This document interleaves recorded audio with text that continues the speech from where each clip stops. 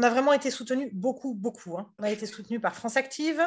On a été soutenu, c'était une petite partie du leader sur la fin de l'étude de faisabilité.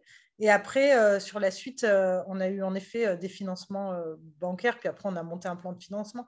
Donc, ça s'est fait par l'intermédiaire d'une démarche sur notre territoire qu'on appelle Startup de territoire, qui a été initiée par le groupe Archer, qui avait pour objectif de mettre plein de gens autour de la table sur des thématiques, avec pour l'objectif de créer des activités sur nos territoires, pour rendre justement nos territoires plus résilients. Et du coup, ça a permis de mettre autour de la table aussi bien des brasseurs que des producteurs de jus, que des magasins, que des citoyens engagés, que des structures d'insertion, que des gens travaillant dans le transport, etc., pour se dire, ah ouais, on a vraiment envie en fait de creuser cette idée. Donc, à partir de là, on a monté une association, tout simplement parce que c'était le plus simple à faire, que ça coûte rien, en se disant, on va creuser l'idée et on va voir en fait si on est juste quelques uluberlus à penser que c'est une bonne idée, ou est-ce que ça peut être plus largement partagé.